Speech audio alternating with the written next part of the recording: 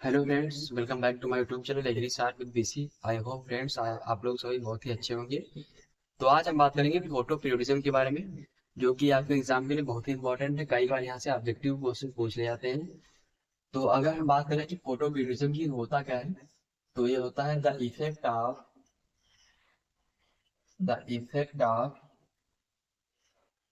Sunlight on flowering. तो flowering पर sunlight के इफेक्ट के प्रभाव को क्या कहते हैं? फोटो पीरियडिज्म कहते हैं। तो ये आपकी डेफिनेशन हो गई। यहीं पर अगर हम बात करें कि टर्म फोटो पीरियडिज्म किसने दिया था, तो टर्म दिया था आपके गार्नर एवं एलार्ड नामक साइंटिस्ट ने। गार्नर एंड एलार्ड नामक साइंटिस्ट ने 1920 में आपका फोटो पीरियडिज्म नामक टर्म दिया था, जो कि आपके कॉम्पिटिटिव एग्जाम में कई बार पूछा जा चुका है। यहीं पर अगर एक हम बात करें थर्मो पीरियडिज्म के बारे में, ये दोनों एक जैसे मिलते हुए लगते हैं, लेकिन दोनों का मतलब अलग होता है। तो थर्मो पीरियडिज्म टर्म जो है हमारा, ये वेल्ट नामक साइंटिस्ट ने दिया था। तो आप इसे भी नोट कर लेना। तो ये हमारा हो गया टर्म फोटो पीरियडिज्म किसने दिया था, तो गार्डनर व एलार्ड ने। तो आपको पता होगा कि जब भी प्लांट अपनी लाइफ साइकिल कंप्लीट करता है, तो उसकी दो फेजेस होती है मेनली। एक होती है वेजिटेटिव फेज और एक होती है रिप्रोडक्टिव फेज।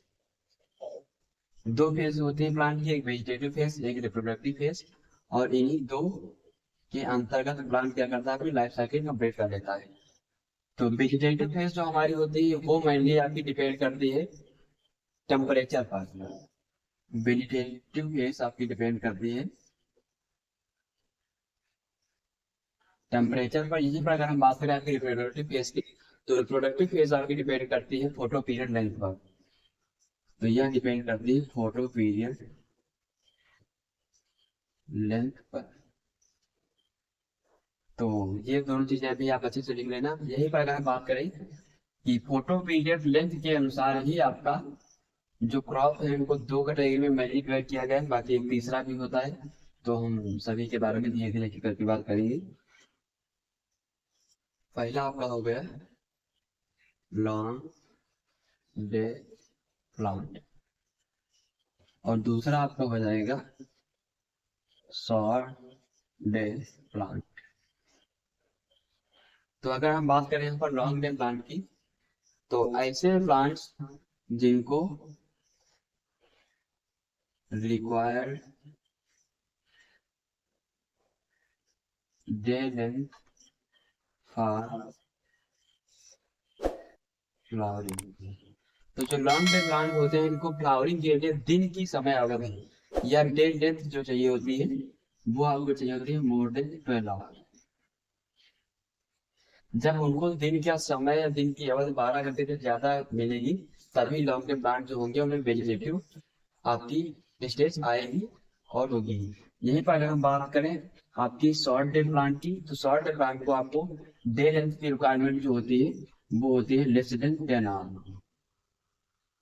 यानी अगर 10 घंटे से कम डे लेंथ है, समय अवधि है दिन की, तभी आपके शॉर्ट डे प्लांट अच्छे से वर्क करते हैं कि वेजिटेटिव रिप्रोडक्टिव फेज कंप्लीट होती है।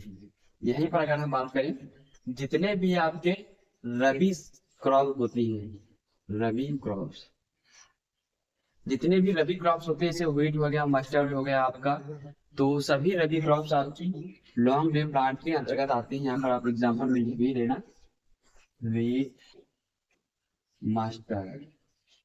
बाकी ऑल आउट जितने भी रबी क्रॉप्स होते हैं सभी लॉन्ग डे प्लांट कह जाती हैं।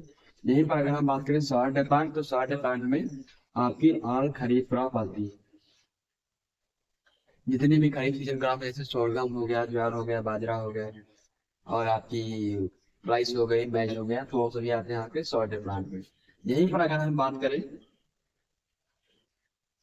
नंबर 3 की, तो जो भी लॉन्ग डे प्लांट होते हैं आपके, इनको क्या चाहिए होता है, इनके लिए जो वार, सॉरी वार नहीं, जो लॉन्ग डे प्लांट होते हैं आपके, तो इनको चाहिए होता है हाई टेम्परेचर ड्यूरिंग सीड से जो भी हमारे लॉन्ग टर्म क्रॉप होते हैं, जैसे आपको मान लीजिए गेहूं में लगाई, तो गेहूं जब हम इसको ग्रो करते हैं लगाते हैं तो उस समय तो लो टेम्परेचर चाहिए होता है, क्योंकि ठंडक में नवंबर में ग्रो करते हैं तो उस समय लो टेम्परेचर आवश्यक होता है। लेकिन जब इसकी मेच्योरिटी हो रही थी, जब ये मेच्योर हो रहा था, तो ड्यूरिंग सीड सेटिंग, जब सीड की सेटिंग हो रही थी उस समय इसको हाई टेम्परेचर की रिक्वायरमेंट होती है। यहीं पर अगर हम बात करें शॉर्ट प्लांट की, तो शॉर्ट प्लांट पे जैसे खरीफ में हमारी राइस आ गई, तो राइस में जब सीड सेटिंग हो रही होती है, जैसे कि इस समय जो सीजन चल रहा है, तो उस समय क्या होता है, इसको लो टेम्परेचर चाहिए होता है, low temperature during seed setting as compare to wheat. आपको राइस के लिए क्या चाहिए, लो टेम्परेचर चाहिए होता है।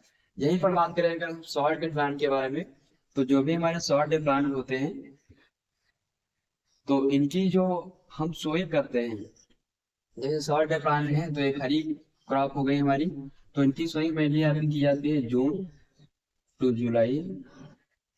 और जो भी हमारे लॉन्ग में प्लांट है रबी सीजन के होते हैं, तो इनकी अक्टूबर नवंबर में सोइंग की कर दी जाती है, अक्टूबर टू नवंबर।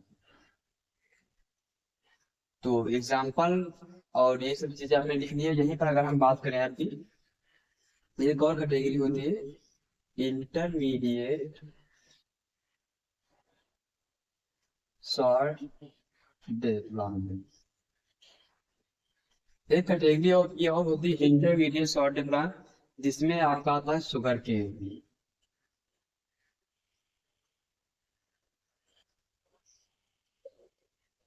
ये आपके एग्जाम के लिए बहुत ही इंपॉर्टेंट क्वेश्चन है। आईपीपीएस लेखों के पेपर में आपका शुगर केन का एक क्वेश्चन पूछा गया था। तो इंटरमीडिएट सॉर्टे का मतलब होता है कि ऐसे प्लांट्स जिनको 12 से 14 घंटे की लाइट या डे लाइट की रिक्वायरमेंट होती है, वो इंटरमीडिएट सॉर्टे प्लांट आपको कहलाते हैं। जिसमें आपका एग्जाम्पल हो जाएगा शुगर केन, जो कि आपके एग्जाम के लिए बहुत ही मोस्ट इंपॉर्टेंट है, कंपेटिटिव एग्जाम में ज्यादा पूछ लिया जाएगा। तो ये सभी चीजें आप नोट डाउन कर लीजिएगा वीडियो को पॉज करके। इसके बाद हम बात करेंगे आपकी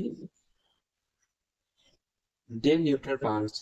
कुछ ऐसे प्लांट्स भी होते हैं जो कि डे न्यूट्रल होते हैं, जिन पर डे लेंथ का कोई भी प्रभाव नहीं पड़ता है, चाहे कितनी भी डे लेंथ हो, चाहे कितनी भी आपकी डे लेंथ ज्यादा या कम हो।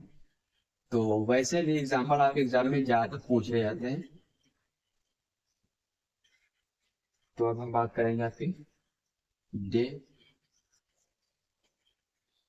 Neutral plants.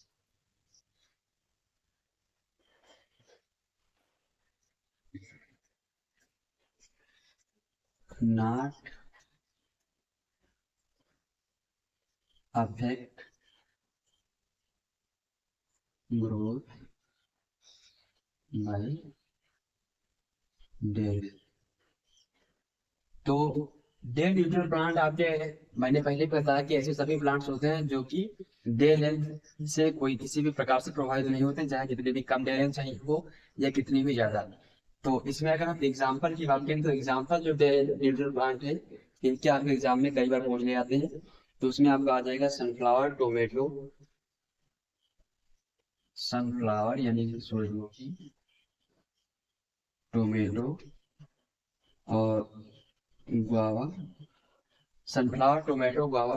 यही पर अगर बात करें तो आपका हो जाएगा कुकुम्बर, कॉटन, कुकुम्बर यानी खीरा और कॉटन। तो ये सभी आपके हो जाएंगे डे न्यूट्रल प्लांट के एग्जाम्पल, जो कि आपके एग्जाम में कई बार पूछे जाते हैं। यहाँ पर एक आप बग बीट भी कर लेना। तो ये सभी चीजें आप अच्छे से नोट डाउन कर लेना। बाकी अगर आपको और भी कोई चीज चाहिए हो इससे रिलेटेड या कोई क्वेश्चन हो आपका, तो आप कमेंट में जरूर पूछ सकते हैं। इसके बाद हम बात करेंगे अगले लेक्चर में photo sensitive, photo insensitive crops क्या होती है, इंडिटरमिनेट ग्रोथ व इनडिटरमिनेट ग्रोथ क्या होती है। तो इन सभी चीजों के बारे में आगे आने वाले लेक्चर्स में हम बात करेंगे। तो ये लेक्चर यहीं तक, मिलते हैं नेक्स्ट किसी इंटरेस्टिंग फैक्ट के बारे में अगले लेक्चर के साथ। धन्यवाद।